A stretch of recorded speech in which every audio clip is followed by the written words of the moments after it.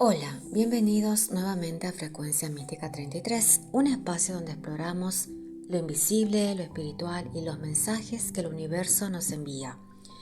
Hoy llegamos a la parte final de la primera sección del libro Señales de Laura Lynn Jackson y lo realizaremos en dos partes. En este episodio hablaremos de cómo el universo utiliza imágenes inesperadas como jirafas, la Torre Eiffel, incluso canciones sobre gatos. Y en la segunda entrega nos adentraremos en el poder de los sueños y la intuición y cómo podemos sintonizar más profundamente con el lenguaje secreto del universo que nos rodea. Prepárate para abrir tu mente y tu corazón. Las señales están ahí esperando ser reconocidas. 9. Jirafas, Torres Eiffel y una canción que habla de gatos. Cuando Alexander era un niño, sentía una curiosidad extraña por lo que pasa cuando morimos. Era raro que un chico de 8 años estuviera pensando en a dónde vamos cuando nos morimos, mientras jugaba al baloncesto, cuenta él mismo. Pero así era yo. Pensaba mucho en ello. Crecí con miedo a la muerte, con miedo a perder a mis padres y con miedo a no poder volver a jugar al baloncesto con mi padre. Mantuvo esta curiosa obsesión a lo largo de los años. Leyó libros sobre la otra vida y sobre las experiencias próximas a la muerte. No llegó a entender nunca por qué sentía aquel interés tan fuerte por este fenómeno. En el 2013 le quedó claro de pronto. Si observas el transcurso de mi vida, fue como si el universo me hubiera estado preparando desde una edad muy temprana para lo que sucedió en el 2013. Dice Alexander. Ese fue el año más negro de mi vida. Alexander se había criado con los padres más cariñosos y alentadores que cabría desear. Mi madre era mi corazón, cuenta. Era la persona más extraordinaria y entregada del mundo. Y tenía unas ganas de vivir y una pasión increíble por aprender cosas. Su padre, un empresario de mucho éxito, era su maestro y su mejor amigo. Yo hablaba con él casi todos los días, relata Alexander. Era una parte importantísima de mi vida. Alexander fue a la universidad y estudió Derecho, pero aún así sabía que lo que quería era seguir los pasos de su padre en el mundo de la empresa. Por ello, él también se convirtió en un empresario de éxito, recibiendo a cada paso la inspiración de sus padres. Cuando se casó, a principios del 2013, su madre y su padre la acompañaron hasta el altar. Un día, pocos meses más tarde, Alexander llamó a su madre para darle las buenas noches. Teníamos pensado vernos al día siguiente, cuenta. Recuerdo que le noté la voz algo rara, pero no creí que fuera nada grave. Al día siguiente, sufrió un ictus masivo y quedó en coma. Su madre solo salió del coma durante unas pocas horas cuando llevaba 10 días en el hospital y después quedó en un estado de conciencia mínima. Falleció 5 meses más tarde. Durante los meses sucesivos, Alexander y su esposa intentaron sin éxito concebir un hijo. Al cabo de unos meses, la pareja empezó a seguir tratamientos de fertilidad. Un día que tenían planeado ir en el coche al aeropuerto para coger un avión y pasar el fin de semana con el padre de Alexander en la playa, tuvieron que cancelar el viaje por el calendario del tratamiento. Llamé a mi padre y le dije que, lamentándolo mucho, no podríamos ir, porque estábamos intentando darle un nieto, cuenta Alexander. Aquella noche, a las 10:30, sonó el teléfono. Era la asistenta de su padre, para decirles que éste había cogido un avión y que se habían estrellado. Su padre había fallecido. De haber ido, mi mujer y yo habríamos estado en ese avión, dice Alexander, y ahora mi padre estaba muerto. La noticia lo dejó hundido. Fue devastador, relata. Me destrozó todas las fibras de mi ser. Ya no encontraba sentido a nada y todas las noches me quedaba dormido llorando era un dolor inmenso. Un amigo íntimo lo puso en contacto conmigo, con la esperanza de que una lectura pudiera aportarle algo de consuelo. El amigo no me dio ningún dato acerca de él. y hasta me dijo mal la inicial de su nombre de pila. Supongo que aquello era una prueba que tenía que pasar para superar el escepticismo de Alexander. Mi lectura con Alexander fue extraordinaria. Sus seres queridos que estaban en el otro lado debían saber que le haría falta mucha validación para convencerse de que estaba conectado con sus padres. Su padre fue el primero en hacerse presente. Me contó cómo había hecho el tránsito al otro lado y me dio los nombres de pila de las demás personas que habían perecido con él en el avión. Me dijo que no había tenido un funeral, sino 2. Hasta me dio el nombre de uno de los personajes de la política que habían hablado en el funeral. Sin embargo, a Alexander le hacía falta un poco más de confirmación. Durante los meses siguientes estuvimos hablando y comunicándonos por mensajes de texto, de cuando en cuando, y en una de nuestras conversaciones Alexander me pidió una señal muy concreta de su padre. Teníamos una canción, dice Alexander.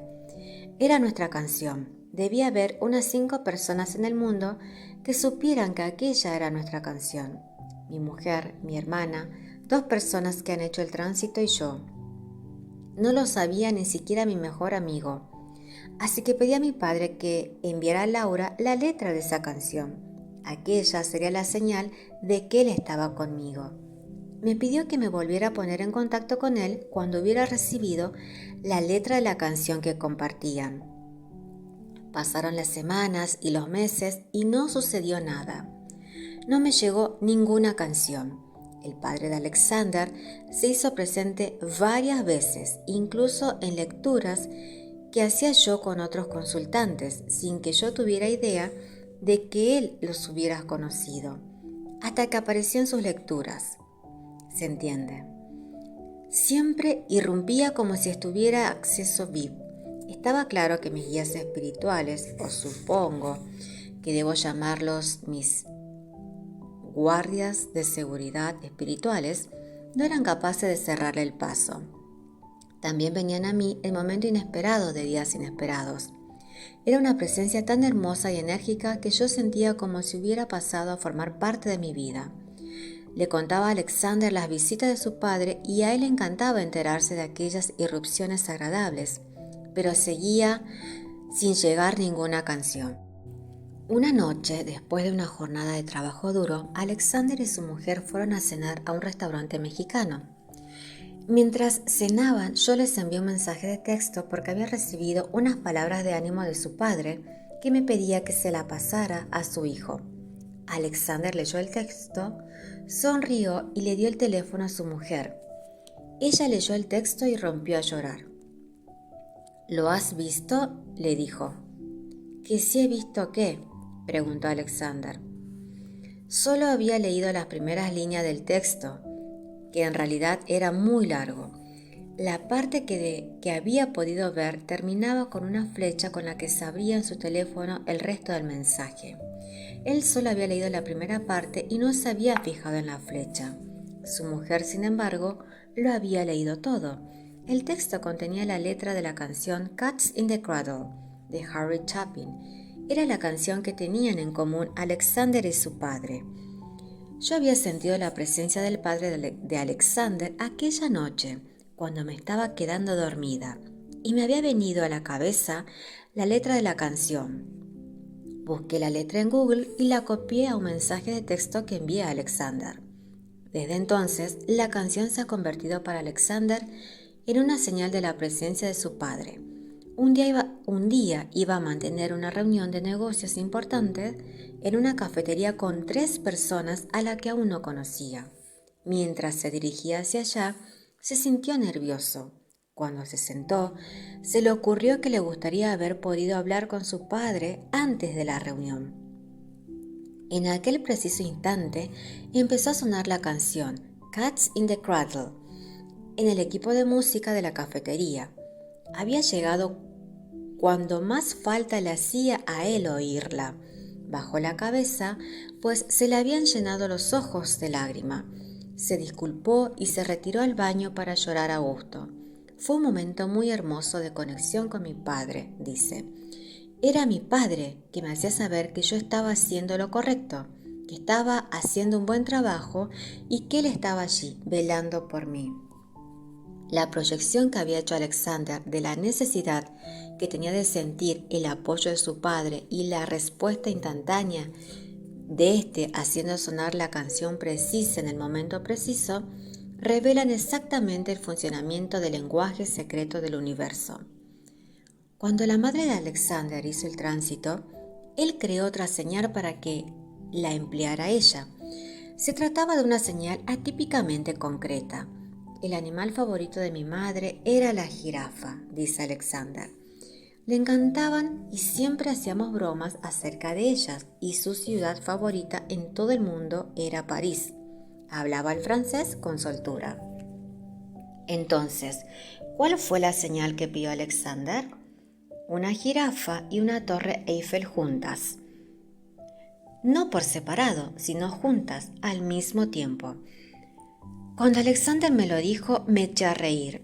Recuerdo que pensé que se trataba de una señal muy particular, pero también sabía que, cuando hablamos a nuestros seres queridos que están en el otro lado, ellos escuchan, y el universo tiene modos mágicos de traernos nuestras señales. No mucho más tarde, fui a hacer una lectura de grupo en la casa de una persona a la que yo no conocía hasta entonces. Antes de hacerla, pedí permiso para usar el baño y refrescarme un poco. Al entrar en él, me llamó la atención una cosa que vi en la pared y en aquel preciso instante sentí que irrumpía en mi pantalla la energía de la madre de Alexander. Miré aquella cosa que me había llamado la atención y después me acerqué para verla mejor. ¿Era posible? Sí lo era. Era un dibujo a lápiz enmarcado titulado Metamorfosis. A la izquierda del dibujo había una jirafa. De izquierda a derecha había dibujos sucesivos en lo que la jirafa iba caminando de forma. A la derecha, la jirafa se había transformado por completo en la Torre Eiffel. Hice una foto del dibujo y se la envié inmediatamente a Alexander. Era exactamente lo que yo había pedido, afirma. Y desde entonces he visto jirafas y torres Eiffel juntas en las papelerías, en tarjetas de felicitación, en las tiendas de juguetes, en una tienda de regalos. A veces me siento atraído hacia ellas. Siempre me producen una sensación mágica. Como hacía cuando era niño, Alexander pasaba mucho tiempo pensando en lo que querían decir las señales y en lo que le enseñaban acerca de la otra vida. Mira, si vives en este mundo físico, siempre tendrás dudas y escepticismo acerca del más allá, afirma. Siempre te preguntarás si es verdad que seguimos existiendo después de morir. O sea, yo me he planteado esa misma pregunta desde que era un niño de 8 años y quizás por eso pedía tantas confirmaciones a mis padres y ellos en efecto me las enviaron. Me las enviaron una vez y otra y otra. En mi opinión, prosigue Alexander, no puede haber ninguna otra explicación a lo de la letra de la canción y a lo de las jirafas y las torres Eiffel.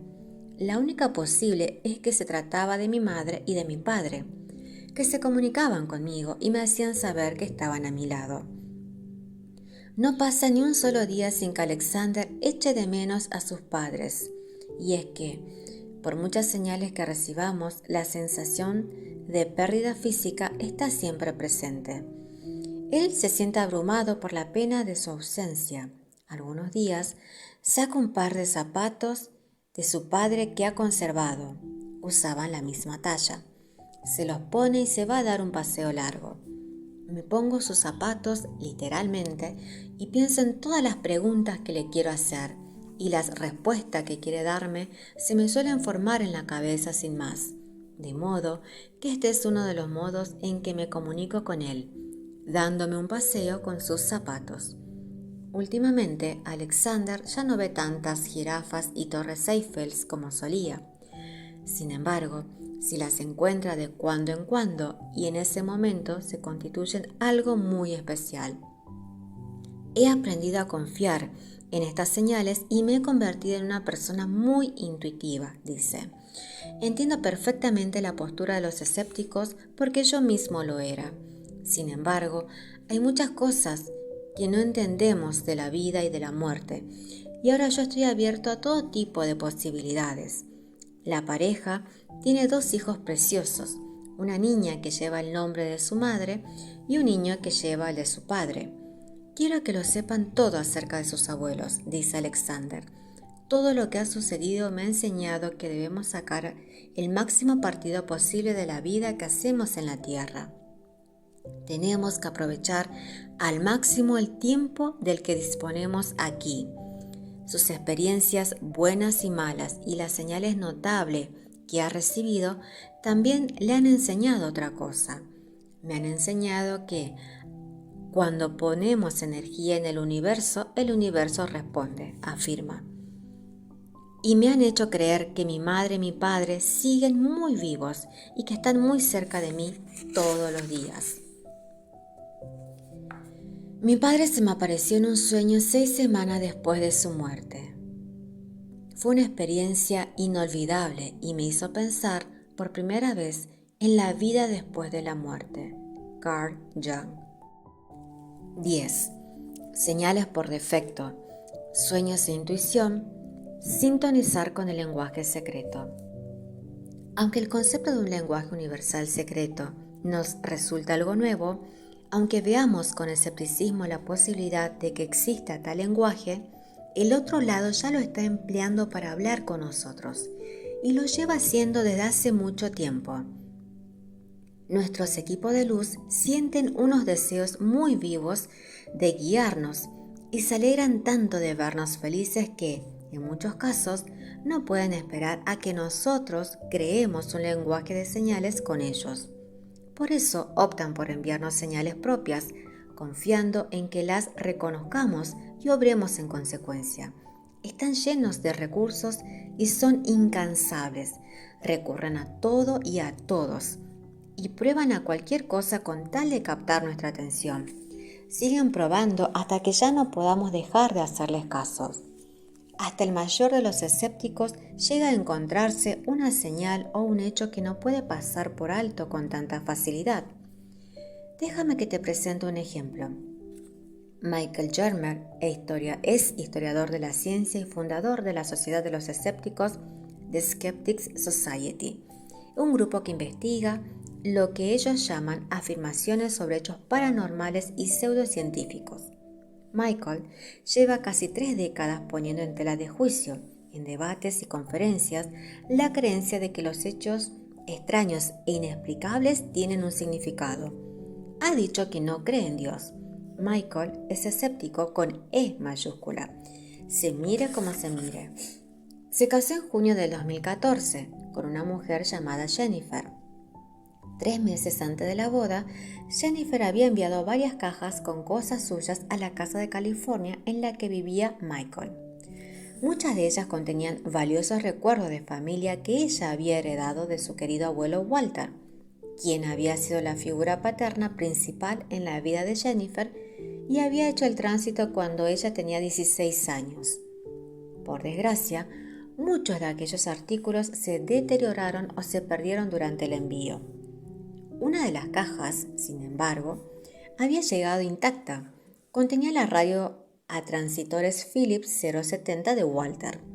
Era un aparato de 1978. Llevaba décadas sin funcionar, pero Michael decidió abrirla e intentar hacerla volver a la vida. Pasó horas enteras trasteando con ella, pero estaba muerta. De modo que terminó por dejarla en el fondo del cajón de un escritorio en el dormitorio de los dos y se olvidó del asunto. 3 meses más tarde fue la boda. Jennifer echaba mucho de menos a su familia de Alemania y deseaba que hubiera podido estar allí su abuelo para acompañarla en la ceremonia. Estaba tan afectada que fue con Michael a su dormitorio para reposar a sola un momento y reponerse. Cuando estaban cerca de la habitación oyeron música adentro. Michael contó más adelante este incidente en un artículo. No tenemos ningún equipo de música en este cuarto, escribió. de modo que nos pusimos a buscar si había allí algún ordenador portátil o algún teléfono, e incluso abrimos la puerta trasera para ver si los vecinos estaban poniendo música. De pronto, Jennifer se volvió hacia Michael y le preguntó: «No puede ser lo que estoy pensando, ¿verdad?». Abrió el cajón del escritorio y el aire se llenó de los compases de una hermosa canción romántica. La melodía procedía del viejo transitor de su abuelo. «Mi abuela está aquí, con nosotros», le dijo a Michael. «No estoy sola». Lo que a Michael le pareció especialmente interesante fue que la música solo había empezado a sonar después de que Jennifer hubiera manifestado su sensación de soledad.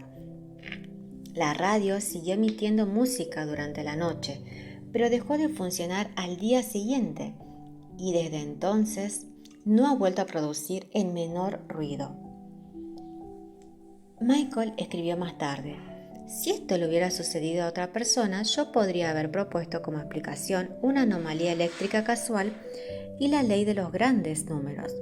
Como hay miles de millones de personas que tienen miles de millones de experiencias todos los días, es lógico que se produzcan unos cuantos hechos extremadamente improbables que destaquen por su oportunidad y su significado. Sin embargo, a pesar de todo, la conjunción de estos hechos tan hondamente evocadores produjo a Jennifer la clara sensación de que su abuelo estaba allí y de que la música era el regalo que él hacía para manifestarle su aprobación. Yo tengo que reconocer que aquello me estremeció y que me hizo vacilar en mi escepticismo hasta lo más hondo». Los seguidores de Michael le suelen preguntar si se ha encontrado alguna vez con un hecho al que no pudiera dar una explicación lógica. Michael, después del regalo de bodas especial de Walter, responde que sí, que ahora sí. El otro lado no se espera que estemos perfectamente abiertos para recibir las señales. Nuestros seres queridos y nuestros guías espirituales nos envían señales y mensajes siempre que los necesitamos, con independencia de que estemos preparados para recibirlos o no, lo cual significa que, antes siquiera de que pensemos y diseñemos un lenguaje propio, el otro lado recurrirá a unas señales por defecto con el propósito de conectar con nosotros. Las señales por defecto. He aquí algunas de las señales por defecto más comunes que suele enviar el otro lado: aves y mariposas, ciervos, fenómenos eléctricos, en muchos casos en los teléfonos móviles, monedas que nos salen al encuentro, arcoíris, imágenes, frases publicitarias, carteles anunciadores, revistas, matrículas de automóviles, letreros de las calles, música y canciones, plumas, mariquitas, series numéricas. Si el otro lado recurre a todo esto para transmitir señales, es por un motivo. Son las cosas que a nosotros nos resultan más fáciles de reconocer y que a ellos les resultan más fáciles de manipular y de poner en nuestro camino. La fuerza motriz que está detrás de cualquier señal es la energía. El universo está hecho de materia y toda materia es, en esencia, energía condensada.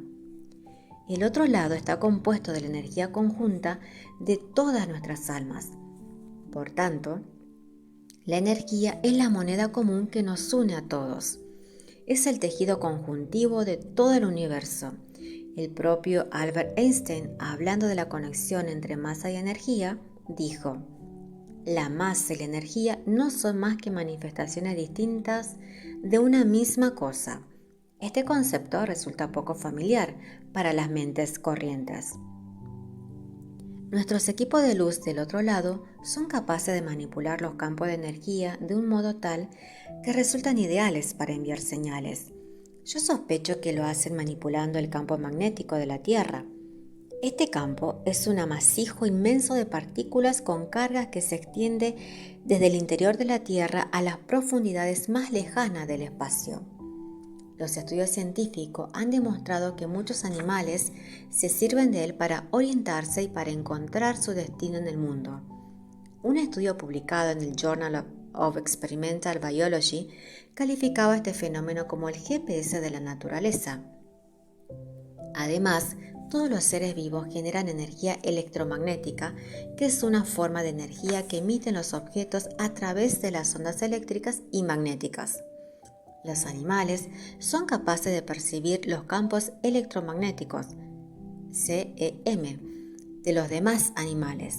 Las mariposas transmiten señales ultravioletas y muchas aves tienen brújulas naturales incorporadas que se orientan por el campo magnético terrestre.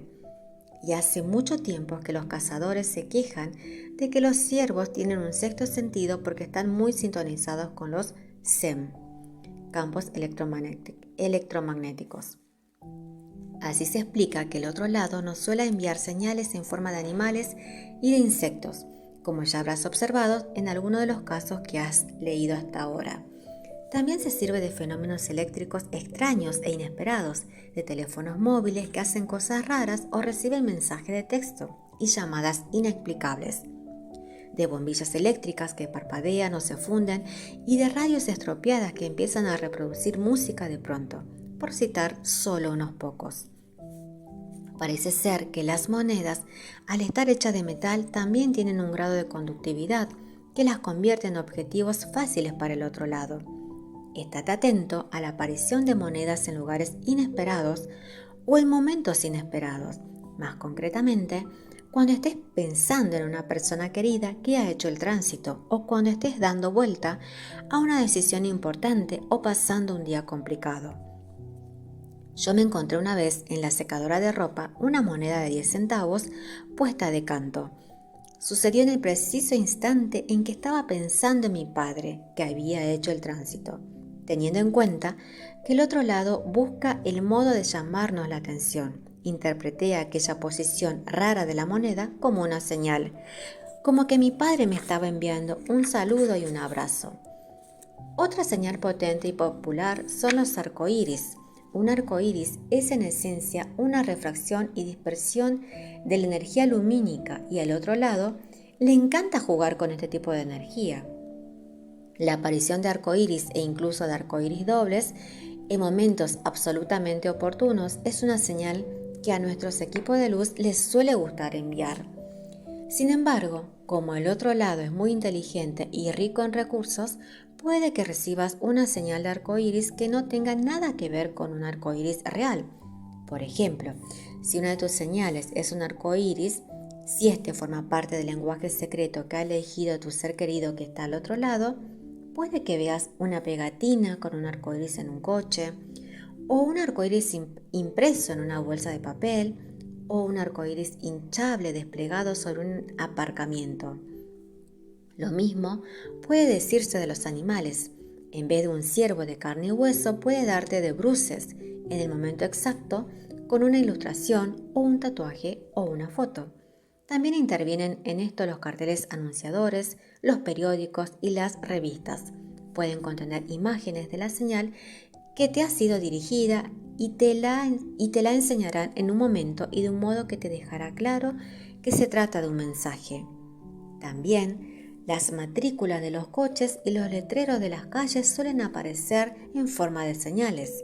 En mi opinión, se debe a que cuando vamos al volante nuestra mente entra en una especie de estado de flujo que nos vuelve más abiertos. Por eso, es un buen momento para que el otro lado se ponga en contacto con nosotros. Del mismo modo, nuestros equipos también se sirven de la música para establecer el contacto. Se valen de los teléfonos móviles, los iPad, la radio del coche, los equipos de música y hasta el hilo musical de los ascensores. Tienen un talento especial para hacernos oír la canción que nos hace falta oír. Y en el momento mismo en que necesitamos oírla, otra señal por defecto muy común son las series numéricas.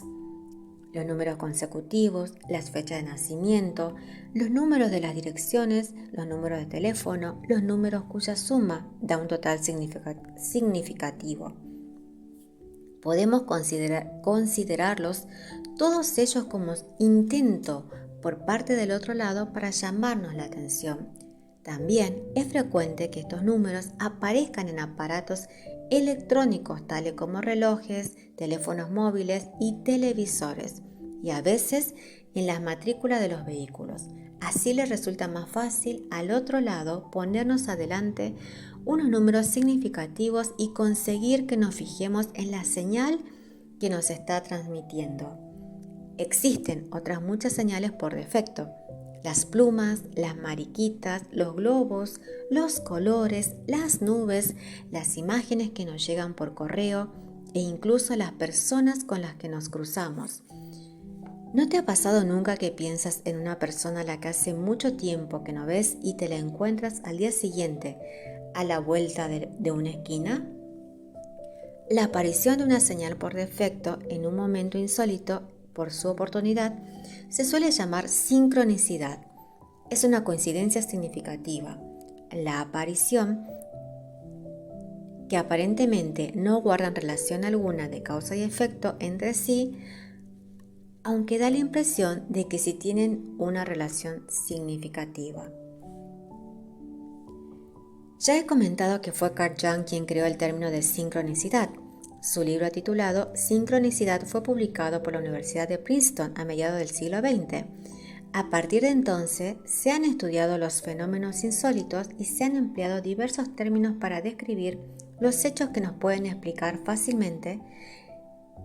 pueden explicar fácilmente ni de manera científica. Se ha hablado, por ejemplo, de CHPS, conjunciones de hechos paralelos significativos, de simulpatía, sentir a distancia el dolor de otra persona, y de supersincronicidades, casos extremos de conexiones inexplicables entre varios hechos. No existe un consenso científico sobre la explicación de estos sucesos y de esta experiencia, pero la ciencia no ha descartado la posibilidad de que estos fenómenos tengan un sentido que va más allá de lo que se puede explicar de manera racional. Yo he oído contar o he vivido en primera persona millares de sincronicidades notables, y también he presenciado cómo puede cambiar la vida de las personas y de una forma muy sustancial. Cuando encuentran un sentido en esos hechos, son demasiado importantes, demasiado potentes, demasiado consecuentes como para que podamos permitirnos restarles importancia o despreciarlos. Por tanto, debe ser consciente de las muchas señales por defecto a las que recurren nuestros equipos de luz para conectar con nosotros, porque aunque no estemos prestando la atención debida, el otro lado seguirá enviándolas hasta que acabemos por fijarnos en ellas. Muchas gracias por acompañarme hasta el final de esta primera parte. Próximamente finalizaremos con el número 10 de la primera parte de Señales de Laura Lynn Jackson. Hasta entonces, y que las señales nos encuentren.